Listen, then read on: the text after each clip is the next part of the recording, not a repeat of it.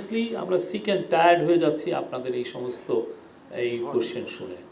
Chief adviser যখন শেখ হাসিনার 15.5 বছর ওনাকে যে নির্মমভাবে হ্যারেস করা হয়েছে, তার গ্রামীণ ব্যাংকে উনি প্রতিষ্ঠিত প্রতিষ্ঠান, সেখান থেকে ওনাকে জোর করে সরিয়ে দেওয়া হয়েছে, তার নামে অপপ্রচার করা হয়েছে, তাকে শেষে এসে প্রায় 200টা কেস দেওয়া হয়েছে, তখন কি উনি বিদেশে গিয়েছেন?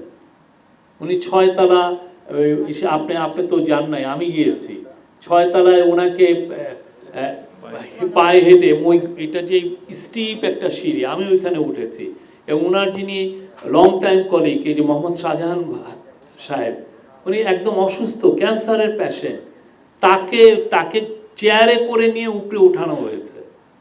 তো এই তখন কি ওনারা বিদেশে গিয়েছেন? উনি একজন গর্বিত বাংলাদেশী, খুবই প্রাউড বাংলাদেশী। যারা এগুলো প্রশ্ন করেন, প্রশ্ন করার আগে একটু ভেবে দেখেন আপনি কি প্রশ্নটা করছেন।